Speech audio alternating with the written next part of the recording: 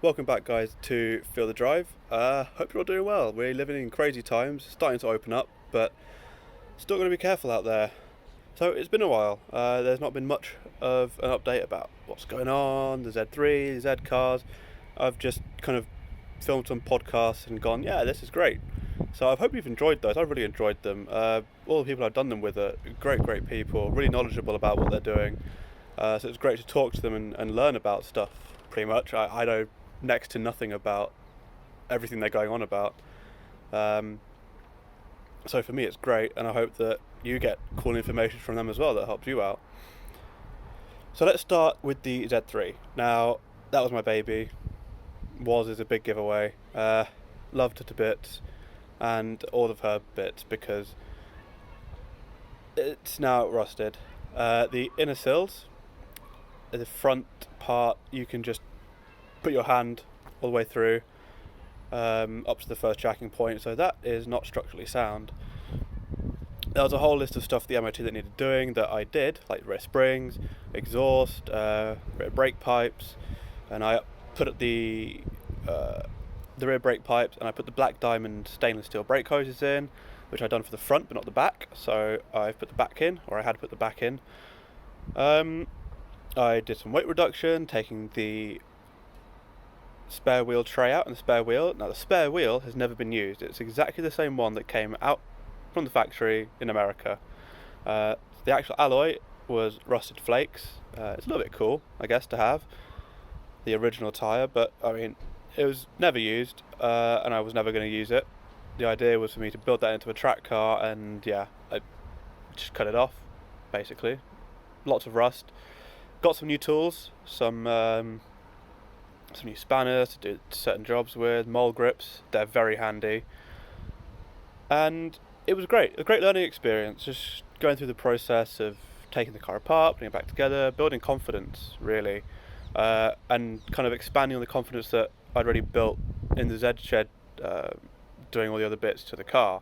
But this time it was on my own, just watching YouTube videos and looking at Pelican parts and how to do it. So that was great experience working on the car, but took it for its MOT and it was rusted sills basically. I took the outer sill off and they were in quite bad shape, but I wasn't too worried about that. You could probably get it, some metal welded to it, get a proper fabricator to do it, and it wasn't going to cost that much. But the expensive part is the inner sills. And I'd made the decision to move back to my flat in London, away from my parents' home, so I couldn't bring the car with me. And so it's just sat there now, awaiting better days. It's covered, it's safe, and there's nothing much I can really do. So my focus is kind of shift. I can't really build the car up, I don't have it, and I still want to get on track, get racing experience or get track experience. So my shift has now gone to karting, and we'll get to that very shortly. But my daily driver's gone. What am I driving? It is beautiful Jaguar X-Type 2.5 litre V6 all-wheel drive, kind of the same one that Car Throttle had that they turned into an off-road vehicle. Well, this one is a lot nicer, and it's not going to have anything done to it. I got it from someone who had upgraded their car to another Jaguar, and the X-Type had been sat for 9 months, and this is a car that they'd taken to Italy and back, so no fault. It was a brilliant car, it's driving, and in terms of like a luxury in a car, it's an upgrade. Like, I had aircon in my Z3, and I had little bits here and there, but I didn't have cruise control. Didn't have a touchscreen display. All of you with Teslas thinking your touchscreen display is amazing. I have one in my Jag, okay? Like, it's nothing new. And my screen says Jaguar on it, so I love it. And they've put some really nice interior lights in.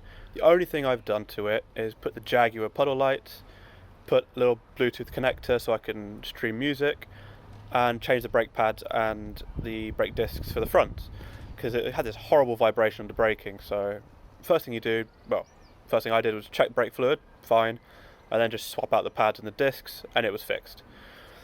If it had been something else, well, Would have been a little bit more investigation needed, but it's got a little bit of an oil leak, a little bit of a water leak, but I suspect that's because it's been sat, and topping it up has sealed it, or it's just fixed it, I guess. I did quite a lot of driving, so it went from my parents' house to London, which is like a 2 hour drive, and I had to drive it to central London to my office to pick up some stuff from there. And this was all in like 30-degree heat, with the aircon not working. That's the only downside of the car, the aircon doesn't work. But went there, came back, and then I picked up my sim racing seat, which was like another 2 hour drive, an hour there and back. And the car was fine. Cruise control worked, loved it. That is the best thing. That is the one thing that I love. And the thing is with this car is, I'm not going to upgrade it for track use or make it faster or brake easier or whatever. It doesn't need it. For me, this is an A to B car, which for my Z3 it wasn't. That was the enjoyment of driving. Kind of what this channel is built on. It's feeling what you get when you drive, the passion behind it. But for the Jaguar, it's more, that feeling of ownership, or that feeling of luxury in the car that you don't get in a track car or a race car. It's just different. It is different, and I tend to scoff at people that don't really care about cars, and I just use it to get to A and B, turn it on, drive it there. If it goes wrong, take it to the garage, when maintenance could have probably stopped anything going wrong. And obviously I'm going to maintain it as best as I can, as best as I know how. But I think I appreciate the A to B. You just want it to be easy. You don't want to go to start it and, is it going to start? I don't know. And just kind of listen to it, turn over, and then it kicks into life. There's none of that. I turn the key and it starts. It's a manual, so I do have that feeling there. And it is really good to drive. It's enjoyable to drive. And because, it's not like a two-seater like the Z3 was, it's a bit of a boaty car in comparison, so you have to drive a lot smoothly. Otherwise you start going like this, and you don't want that at all. So you drive a lot smoother with it, and it's really nice. It's a nice place to be. Compared to the Z3, where it rained and you'd get wet a little bit, the roof wasn't in the best condition. And as much as I've learnt with the Z3, as much as I enjoy driving and love driving it, I must say, on the motorways, it's loud, had an extra gear that you wish you'd had, so the revs were a bit lower. And this Jag does everything fine. And I gotta say, you put your foot down in this Jag, compared to the Z3, it flies. And it really pulls. It's not gonna be, like a Ferrari or a 300 horsepower Mercedes. It's not that. I'm not trying to claim that it's amazing performance. In comparison, it is. It is really good. So it's a step up. I'm quite surprised that I can be insured on it for not much more than the Z3, which is another plus to it. Now I own a V6, which is, hey, that's quite cool. I own a V6. I'm very happy with that. I mean, since 17 years old and I wanted to go into car ownership, my first car was, okay, let's just get what I can afford, get what insurance I can afford. And then it was, I really want a rear wheel drive car. That had to be my second car.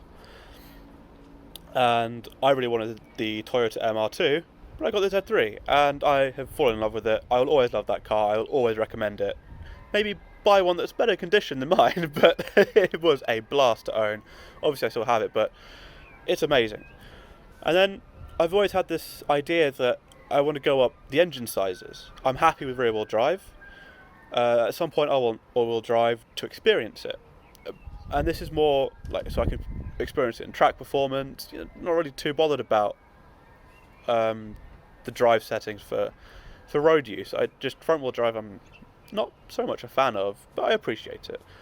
So jumping from rear wheel drive 4-cylinder to all-wheel drive 6-cylinder, more power, I can't complain.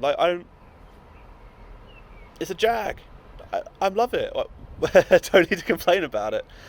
Now, yes, people will say that it's basically a Ford, and yeah, but so what? It's got a Jaguar badge. It does everything I need it to do.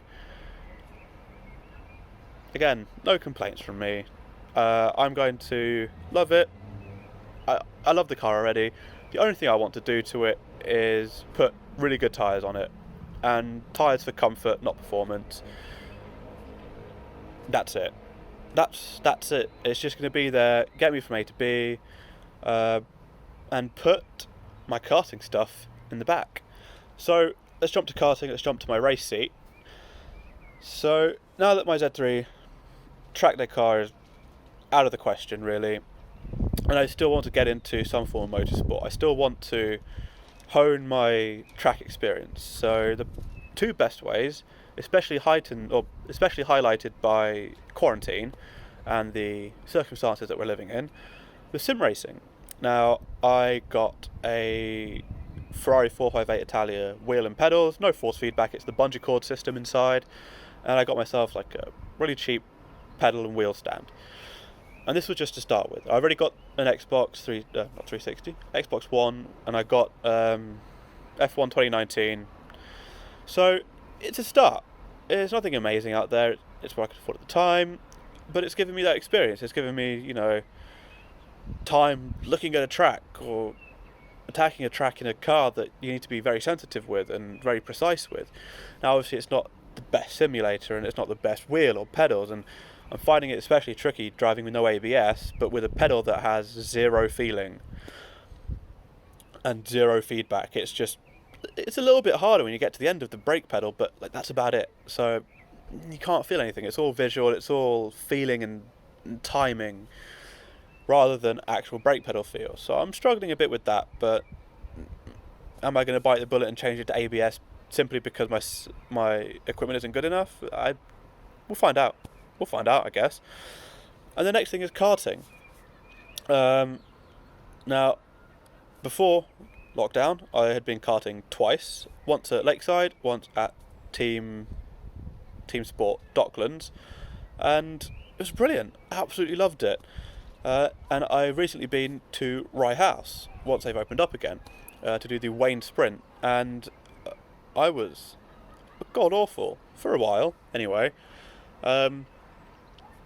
But it was such a good experience. So that's just to build up my experience. So hopefully when I have the opportunity to get back on track in a car, I have that experience dialed in. A little bit about tyre warm-up. It's completely different from karts to cars, but you understand the basics. You understand what it feels like with cold tyres to warm tyres. Oversteer, understeer, apex, and even simple things like looking ahead to the next corner when you're going into the apex. You're not looking at the apex that you're at. You're looking at the braking point for the next corner. And then when you're at the braking point, you're looking at the exit of the next corner. Even in the F1 game, when I'm driving and I do that, I'm faster. And when I did that in karting, I was faster.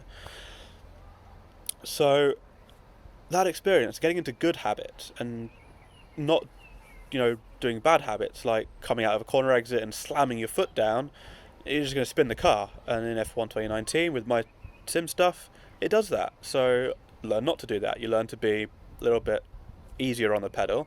And with karting, that's a big thing. You've got to make sure you don't just send it, because you can't. But then also physically, after Rye House, turn one probably put a lot of strain on my neck, and the whole left side of my neck was strained for 2 days.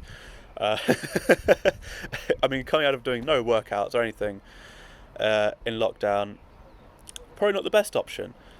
But it's all good now. I'm ready for next week, going to Lakeside. And then the following week will be round 2 of Wayne Sprint at Rye House, and hopefully I can get dialed in, get the lap times down, and jump in, really, and just carry on improving. And that's the thing, this is all for learning as much as I can. At what point am I going to get competitive? I don't know, but we'll see. And hopefully I'll be able to bring that all to the channel. Now I'm not throwing money at parts for cars. I can throw money at upgraded GoPro for karting, maybe some upgraded sim racing stuff as well. So that's where we're at, really. But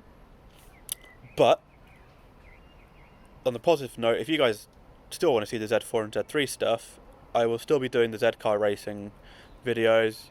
when we're allowed back on track, and when we can open stuff up again and do the Zshed videos and still work on the cars, because I know stuff now. I might as well use what I know to help other people, or just give them a hand. So if I can be there, I will. Yeah, that's pretty much it for a little bit of a channel update and where we're at. And I think the next best thing to show you guys is the sim setup. So that'll be the next video. Hope you guys enjoyed, and I'll see you next time. Take care.